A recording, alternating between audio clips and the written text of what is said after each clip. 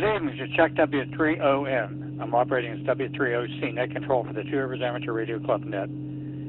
This radio net meets every Monday here at 8 p.m. on the Two Rivers Amateur Radio Club repeater system, operating on 147.12 megahertz and also linked to 442.250 megahertz, and also via Echo Link. Membership in the Two Rivers ARC is not required to check into this net, as all radio amateurs are welcome. If you'd like information about the Two Rivers Amateur Radio Club, you can write to us at P.O. Box 225, Greenock, PA, zip code 15047, or on our website on the internet at https://trarc.org, and we're also on Facebook, www.facebook.com. Radio Club meetings are held on the third Tuesdays every month except December, starting at 7 p.m. at the Blaine Hill Volunteer Fire Department Social Hall, 409 Oxford Avenue, Elizabeth, PA. We're up in this net for check-in as emergency or priority traffic at this time.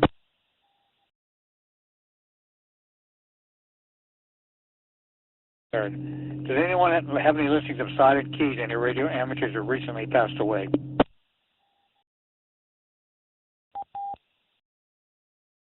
I know I haven't heard anything lately.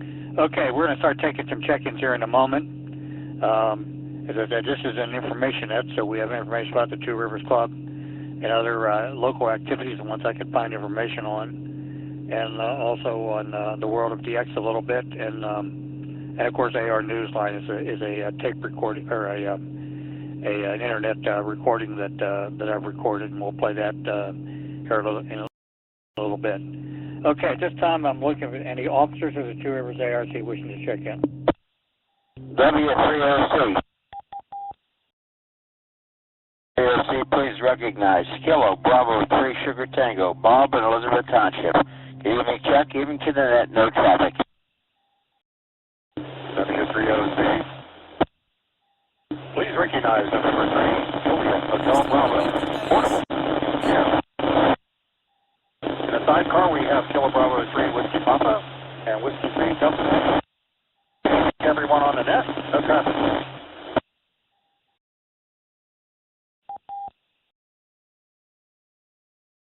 I got Kilo Bravo 3 Sugar Tango and November 3 Juliet Hotel Bravo portable, with KV3WP and Whiskey 3 Delta Tango Papa also in attendance. Any other members of the Board of Directors wishing to check in?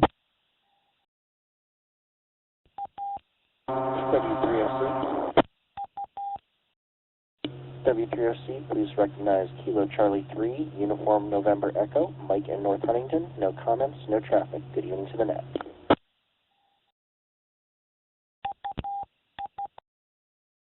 Control. Net control, recognize Kilo 3, Charlie, Romeo, Oscar, John, Baldwin. No comments, no traffic.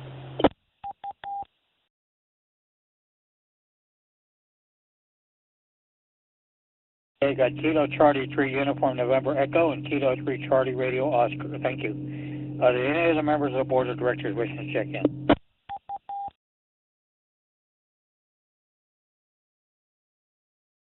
Heard. All right, now I'm looking for stations that are operating mobile, portable, or outside of Allegheny County. W3OC. Please welcome Alpha 3 Mike Romeo, AA3MR, name is Walt. Portable, Clerton Works, Clerton, PA. Good evening to you, Chuck, and everybody on in that. No comments. W3OC. W3OC, please copy Kilo Alpha 3, Yankee Golf Lima Portable, Fayette County. Good evening, Chuck. Good evening to the whole net. No further comments. W3OC. Here's Kilo Bravo 3 Victor Sierra Papa Dan Beaver County. Good evening, Chuck. Good evening to the net. W3OC. W3OC, this is Kilo Charlie 3 Yankee Tango. Boy, I just had a brain. It's Joe, Elizabeth Township, Chuck. Good evening to the net. No comments.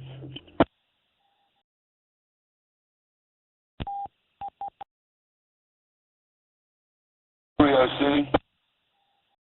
Recognize November 3 Tango Alpha Uniform and 3 TAU Norm in Penn, Westmoreland County. Good evening, Chuck.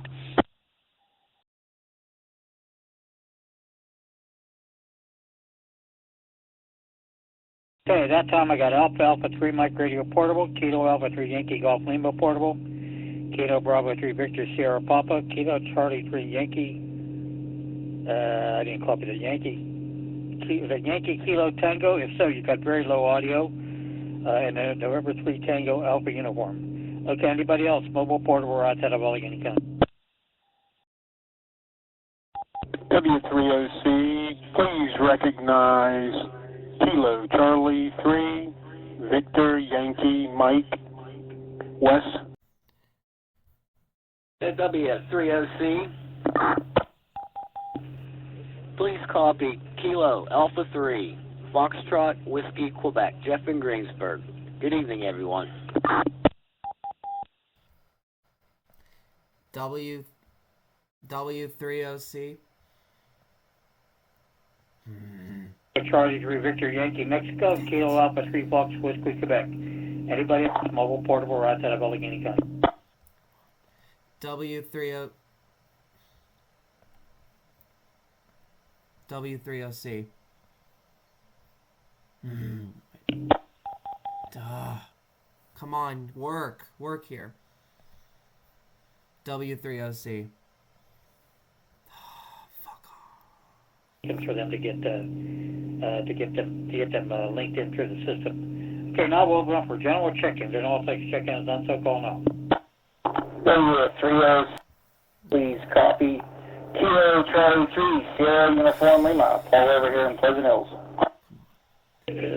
W3OC, Whiskey Alpha 3 India Oscar Uniform. I'm not having good. And West Mifflin. Yeah, I hate Echolink right now. W3OC. It's not. Kilo Alpha 3, Kilo Sierra Papa, Jimmy Carnegie.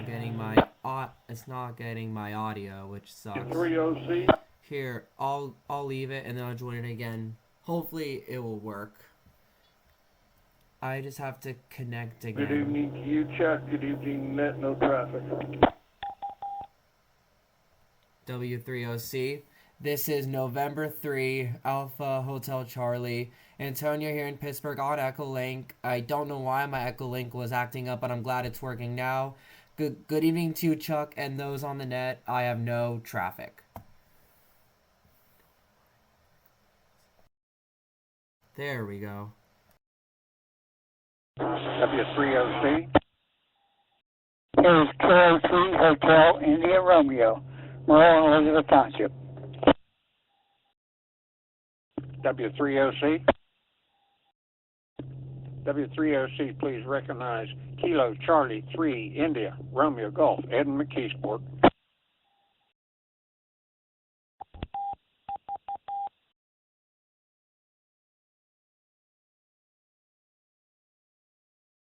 Okay, here's what I got so far. Kilo Charlie 3 Sugar United Lima, Whiskey America 3 Radio Oscar Uniform, Kilo Alpha 3 Kilo Sugar Papa, Whiskey America 3 Bravo Oscar Japan, November 3 Alpha Hotel Charlie on Echolink, Kilo 3 Hotel India Radio, and Kilo Charlie 3 India Radio Golf. Anybody else wishing to check in, call now. W3OC. This is Kilo Bravo 3 Uniform Quebec Radio Mark, Allegheny County. I have no traffic for the net.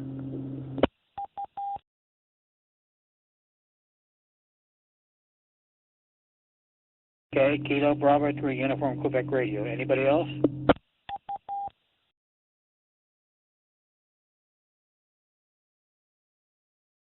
Not heard. All right, thank you all for taking the time to check in with us this evening.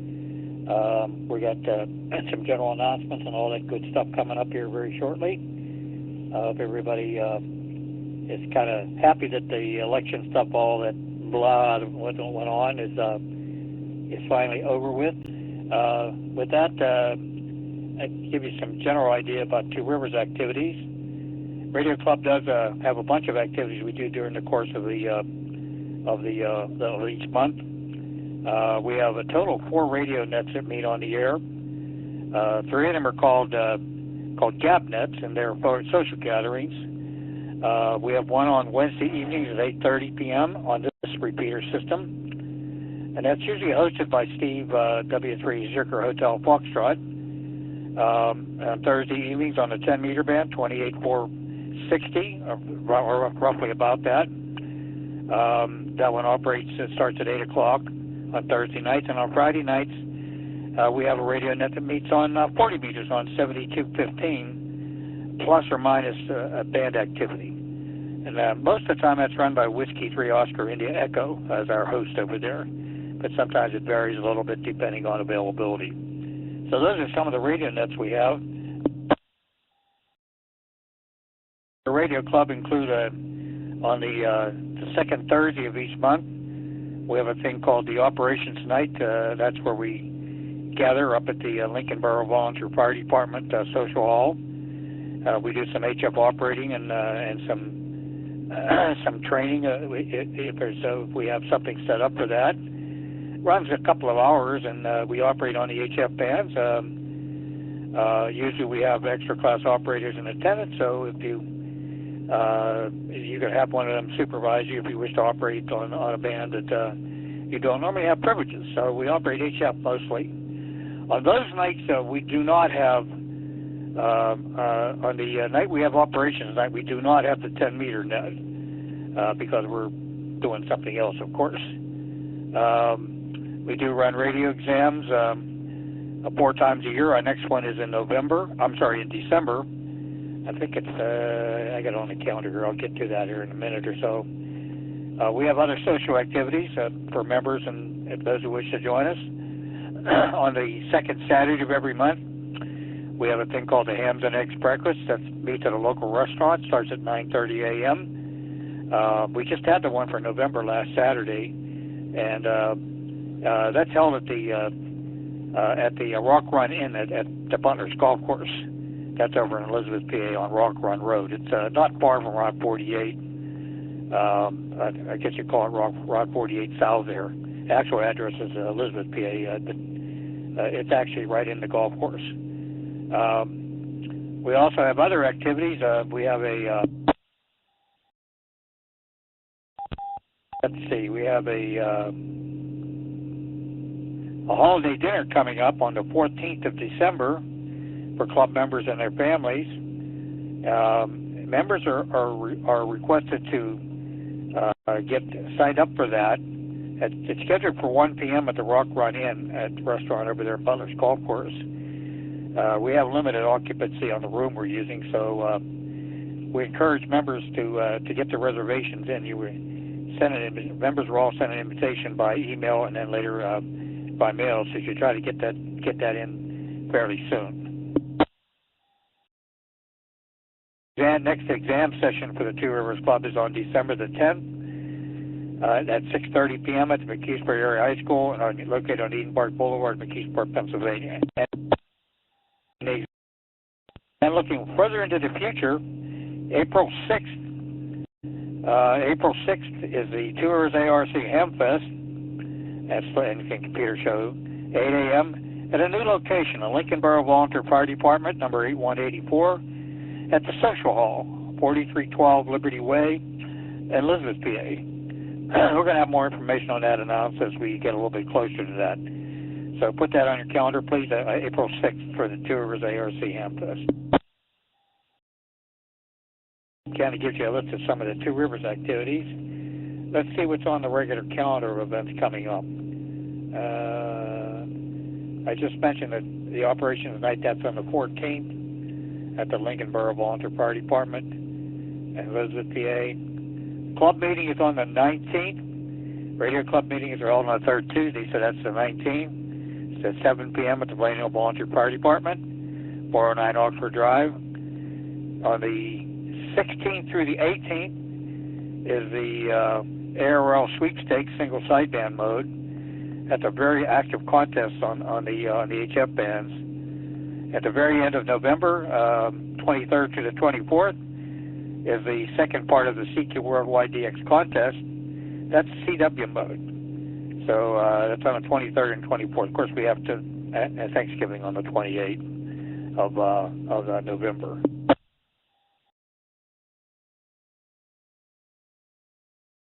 Looking at the December calendar, just briefly, December 6th through the 8th is the ARL 160-meter contest. Let's see, 14th and 15th is the ARL 10-meter contest. That's a very, very busy contest on 10 meters, especially where the radio band conditions are.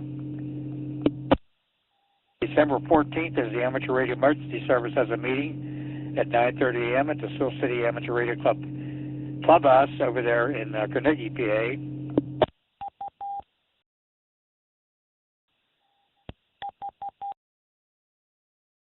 Looking a little bit further into January, let's see, I have January 11th marked on here as Winterfest.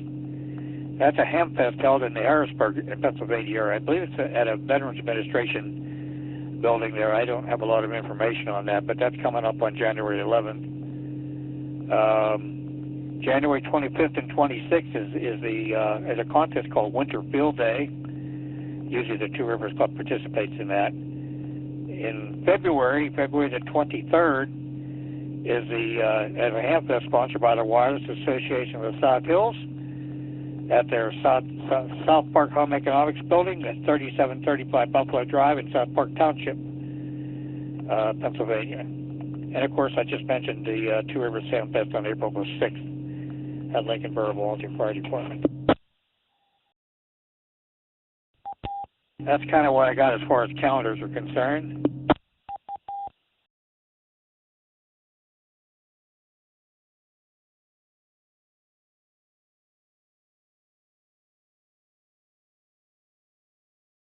Okay, it's W3, let's see.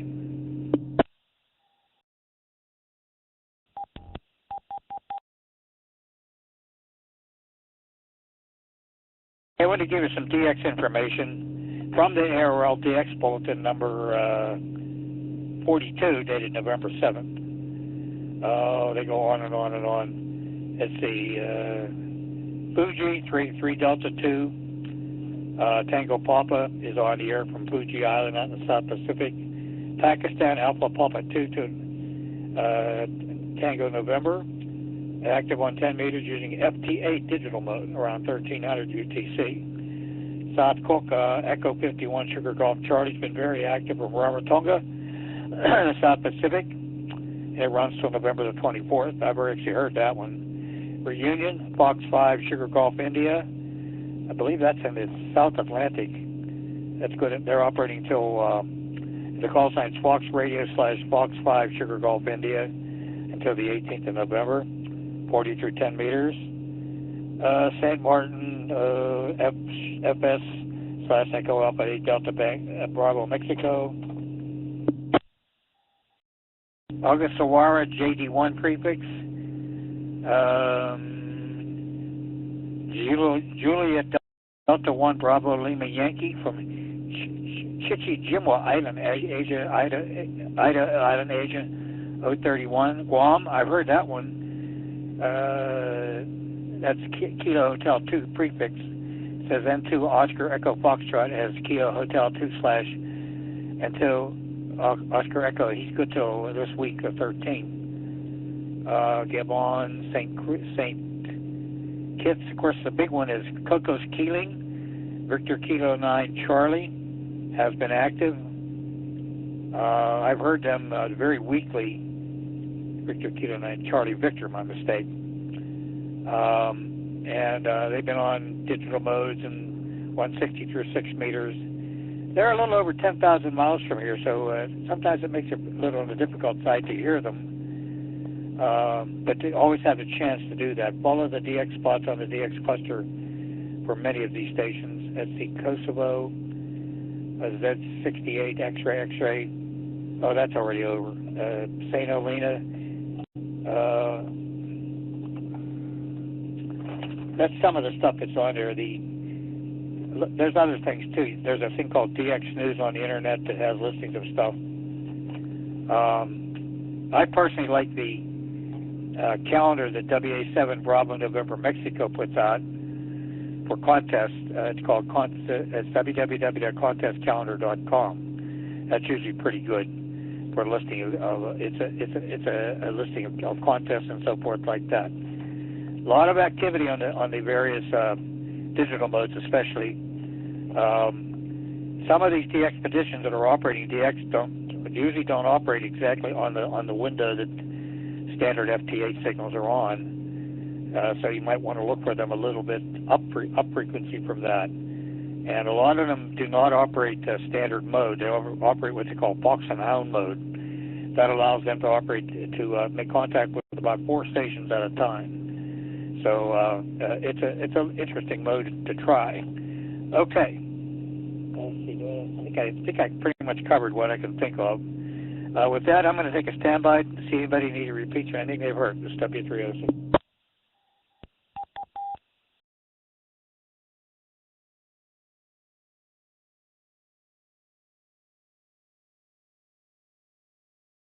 Not heard already. All right. Well, let me flip some switches and let's see what Newsline's got tonight. I know they're looking at their summary sheet. They have some good stuff in there tonight.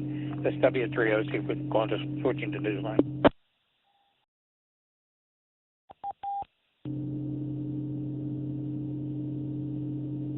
Amateur Radio Newsline report 454 with the release date of Friday, November 8th, 2024 to follow in 5, 4, 3, 2, 1. The following is a QST. Radio amateurs respond to deadly floods in Spain. Another major tower collapses in the U.S. And a once sleepy satellite marks 50 years in space. All this and more. As Amateur Radio Newsline report number 2454 comes your way right now. From around the world, this is Newsline, Amateur Radio's first independent, on-the-air news and bulletin service. Now, reporting from Wadsworth, Ohio, Stephen Kinford, N8WB. Our top story takes us to Spain, where hams are among the many volunteers helping vital messages get through in a region where people's lives have been swept away by floodwaters. Jeremy Boot, G4NJH, has those details. As parts of Spain were overtaken by historic flooding, 2 groups provided emergency radio communications through VHF and UHF repeaters in the hard-hit region. Greg Mossop, G0DUB, the IARU Region 1 Emergency Communications Coordinator, told Newsline that much of the response came from REMER, the government's civil protection radio network, which draws membership from the amateur community. Other hams were deployed from EMCOM España, the Emergency Communications Group of the URE, the Spanish National Amateur Radio Society, whose messages proved vital as flash floods pounded eastern Spain, trapping and killing people in the unrelenting weather conditions. Greg told Newsline that the regions most affected included the communities near Valencia, Murcia, and Andalusia. The IARU received its reports from José Antonio Méndez Rios, EA9E, the emergency spokesman for URE, and the national coordinator of EMCOM España. Meanwhile, as officials assessed the flood damage, search parties were dispatched to seek out those reported missing. This is Jeremy Boot, G4NJH. A prominent educator in Israel has achieved international recognition for her work in using wireless signals to aid in prediction of extreme weather, such as flash floods. We hear about her from Graham Kemp, VK4BB. Hagit Messer-Yaron has been honored by the IEEE for her work in harnessing wireless signals to collect weather data to serve as a reliable predictor of floods. She was inspired to assist meteorologists who had told her years ago that predictions are not always possible or consistent when using radar, satellites, and other tools. Working with a research team, she found a more reliable method using wireless communication. The process involves use of algorithms developed by her and her team and applied to data collected from communication networks. This technique, which was tested first in Israel, can predict flash floods by extracting the data from measurements in the difference between the amplitude of the signals transmitted and those received. She is hoping to apply it to communication networks globally. Her hope is that people would be alerted well in advance of a storm and could be evacuated from affected areas sooner. For her work, she has received the Medal for Environmental and Safety Technologies from the IEEE, where she is also a Life Fellow. This is Graham Kemp, VK4BB. In the U.S., another broadcast tower has collapsed, this one in the state of Missouri, marking the third such incident in October. Randy Sly, W4XJ, has that story. The tower of Missouri AM radio station KRMO 990 kilohertz collapsed on the 24th of October after one of its guy wires snapped, according to industry media reports. The incident marked the third destruction of a U.S. broadcast tower in October. Local media reports said that one of the co-owners, Dwayne Gandy of Eagle Broadcasting, witnessed the collapse as he was mowing nearby. The tower was 75 years old, and maintenance work had recently been performed. While the owners make plans to restore a tower to the site, the station is transmitting via sharing access on the KSWM AM 940 kilohertz tower in Aurora, Missouri. Earlier in October, a broadcast tower collapsed in Houston, Texas, after a helicopter crashed into it, leaving 4 dead. In Albuquerque, New Mexico, station KKOB AM was knocked off the air after its tower was destroyed by the impact of a hot air balloon. The 3 passengers were reported safe after that incident. This is Randy Sly, W4XJ. A science education center at the site of the former Arecibo radio telescope is delaying its much-awaited opening to the public, as we hear from Travis Lisk, N3ILS. Following a pilot program held this summer that opened its doors to students and educators by invitation only, the Scientific Education and Research Center at the site of the former Arecibo Observatory has had its opening delayed until the new year. The National Science Foundation facility in Puerto Rico is known as the Arecibo Center for Culturally Relevant and Inclusive Science Education, Computational Skills, and Community Engagement, or NCF Arecibo C3. It was originally scheduled to open in November. Center administrators said the delay would provide more time for the transport of essential equipment and preparation to make the facility more accessible. One of C3's original collaborators, Universidad del Sagrado Corazon, recently ended its involvement with the center, expressing pride in its first year of work with others on the team. The university's provost and VP for academic affairs said in a statement, quote, "These partnerships and structures have now been successfully initiated, and the remaining institutions involved in the project will continue this important work," end quote.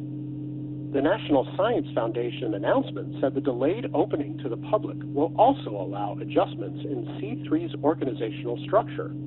Opening day is expected to coincide with the National Science Foundation's 75th anniversary. The goal of the center is to provide a place for STEM education and research that honors the historic Arecibo Observatory, which was dismantled after its collapse in 2020. This is Travis Lisk, N3ILS. Meanwhile, a draft report about the 2020 collapse that led to the dismantling of the Arecibo Observatory's 305-meter telescope has pinpointed what is believed to be the root cause. A pre-publication document from the National Academies made available to the public online said that investigators found, quote, unprecedented and accelerated long-term zinc creep-induced failure, end quote. In other words, the failure occurred in the radio telescope's cable sockets, vital components that were designed to support the 900-ton platform that was above the dish. The data analysis was conducted by the University of Central Florida and the National Science Foundation. The telescope's construction occurred between 1960 and 1963. Investigators believe that the sequence of events leading to the collapse may have begun with Hurricane Maria, which hit the telescope as a Category 4 in 2017. The report noted that inspections before the storm found the zinc leading edge to be intact, but in late 2018 and early 2019, cable slippage was detected.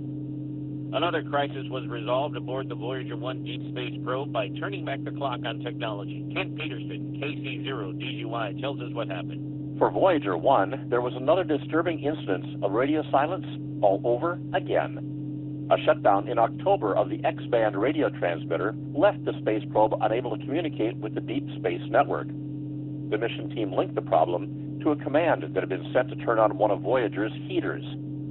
The team believes the command somehow activated the spacecraft's fault protection system, which conserves its power. That lowered the data rate transmission and shut off the X-band transmitter, instead engaging the S-band transmitter. Recounting the sequence of events in the Voyager blog, NASA's Tony Gracias wrote that the S-band transmission, which has a fainter signal than X-band and consumes less power, had not been used by the space team since 1981. S-band operates on frequencies between 2 and 4 gigahertz, whereas X-band uses frequencies in the range between 8 and 12 gigahertz. The NASA blogger wrote, quote, "The flight team was not certain the S-band could be detected on Earth due to the spacecraft's distance, but engineers with the Deep Space Network were able to find it," end quote. The old S-band transmitter has turned in a reliable performance since October 24th, even from a distance of more than 15 billion miles, or 24 billion kilometers from Earth, and will remain in use while the team continues its troubleshooting. According to the blog, quote, "It may take days or weeks before the team can identify the underlying issue that triggered the fault protection system," end quote. This is Kent Peterson, KC0 DGY. Time for you to identify your station. We're the amateur radio newsline heard on bulletin stations around the world, including the WD8IIJ repeater of the Steubenville-Weirton Amateur Radio Club on Fridays at 8 p.m. local time in Steubenville, Ohio.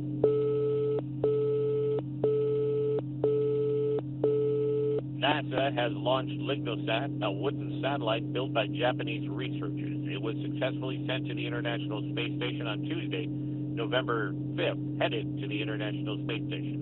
Newsline first reported on its development in 2021 as a partnership between Kyoto University and a Japanese home building company, Sumitomo Forestry. It is expected to be released into orbit about 250 miles or 400 kilometers above the Earth. LignoSat is an experiment using space-grade wood to build environmentally friendly satellite. Meanwhile, New Zealand has been busy with its WISA WoodSat, a 1-kilogram amateur radio satellite built in Finland. When launched by a rocket, it is expected to reach an orbit about 310 to 340 miles, or between 500 and 550 kilometers above Earth. The microsatellite has already completed a test flight in the stratosphere, 30 kilometers above Earth, aboard a weather balloon. A $1.8 million grant has been given to HAMSI for its continued work studying the ionosphere. Andy Morrison, K9 AWM, tells us what's planned next. The citizen science investigators of HAMSI have received $1.8 million in additional support from the National Science Foundation to support their ongoing studies of the ionosphere. The announcement was made by HAMSI founder Nathaniel Frissell, W2NAF, who said the funding would be used for various kinds of equipment to measure different aspects of the ionosphere's behavior. They include 10 WhisperSON transmitters to be a source of GPS-stabilized HF beacon signals.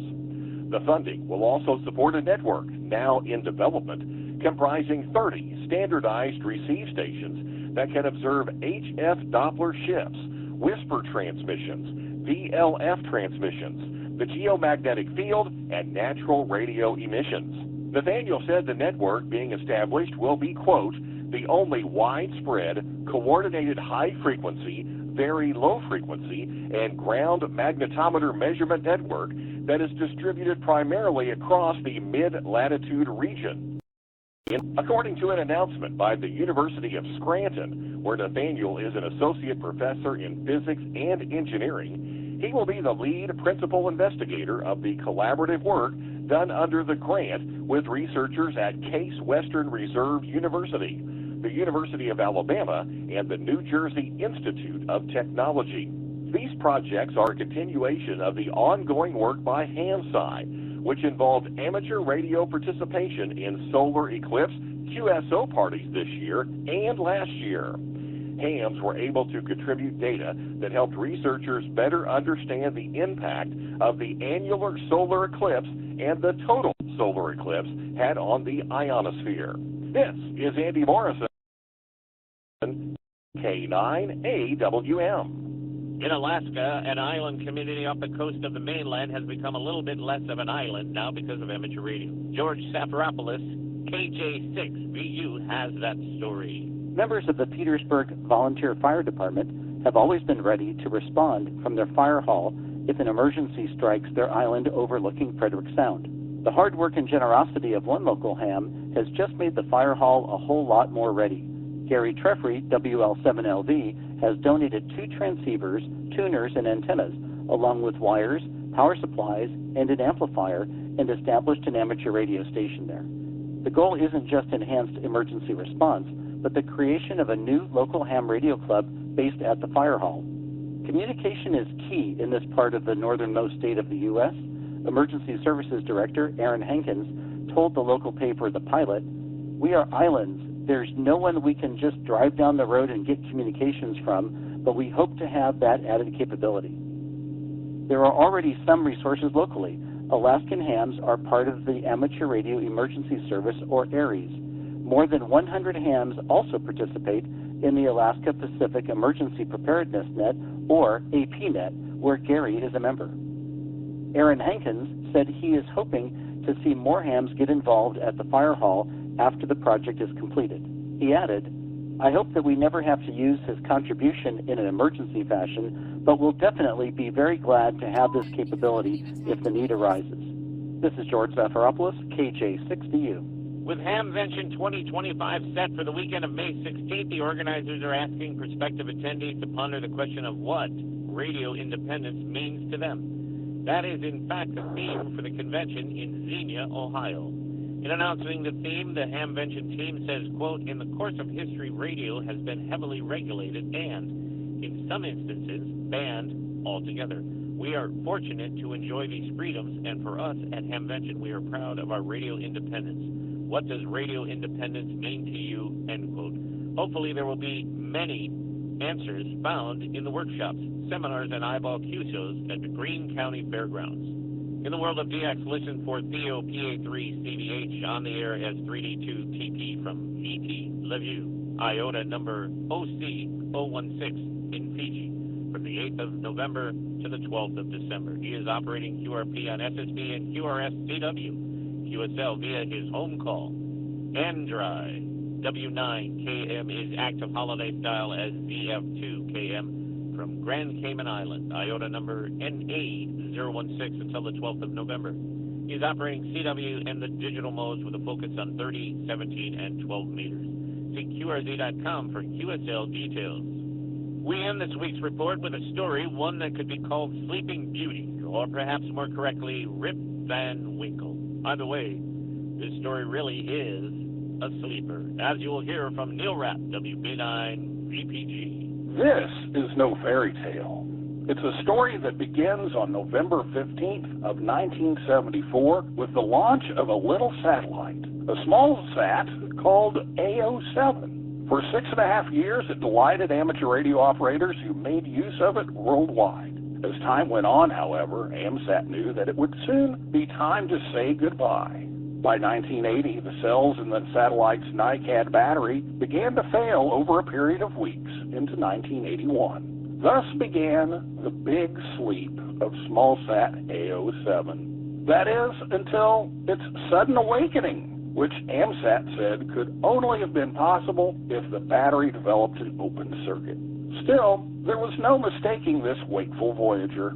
In 2002, Perry Klein, W3PK, AMSAT's first president, received a phone call from satellite enthusiast Pat Gowain, G3IOR, alerting him to the fact that he just picked up Morse code telemetry on AO7's former beacon frequency. It was confirmed. Soon other hams heard it too. Like Rip Van Winkle in the classic short story by Washington Irving, satellite AO7 had officially ended a slumber that was 2 decades long. Throughout November, AMSAT News Service will be honoring this oldest active amateur radio satellite with articles retelling its exciting story. Visit the link in the text version of this week's newscast at arnewsline.org. We promise you'll have no trouble staying awake.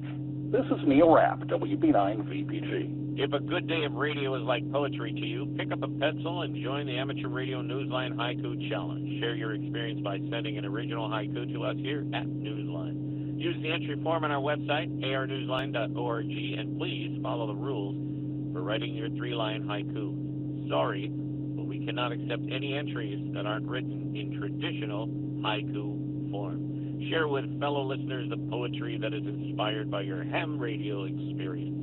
With thanks to Amateur Radio Daily, AMSAT News Service, C3 website, David Behar, K7DB, Engineering News Record, 425DX News, Greg Masopo, G0DUB, Gizmodo, Hamvention, IARU, Region 1, IEEE Spectrum, National Academies, National Science Foundation, Petersburg Pilot, QRZ.com, Radio and TV Business Report, Radio Inc., Reuters, shortwaveradio.de, University of Scranton, Wireless Institute of Australia, and you, our listeners. That's all from the Amateur Radio Newsline. We remind our listeners that Amateur Radio Newsline is an all-volunteer nonprofit organization that incurs expenses for its continued operation. If you wish to support us, please visit our website at arnewsline.org and know that we appreciate you all. We also remind our listeners that if you like our newscasts, please leave us a 5-star rating wherever you subscribe to us.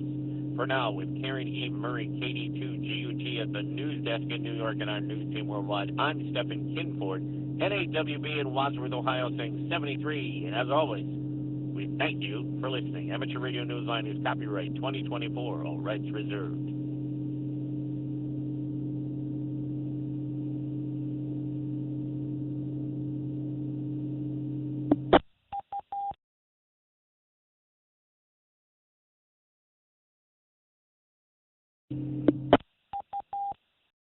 KSW3OC, that concludes this week's Newsline transmission.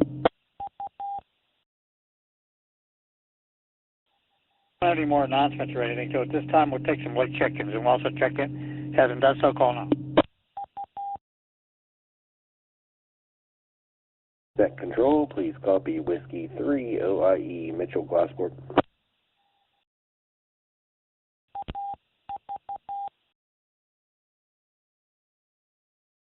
They got Whiskey 3 Oscar India Echo. Anybody else? K3SQP. Hello, K3SQP. Hello, Frank. Anybody else?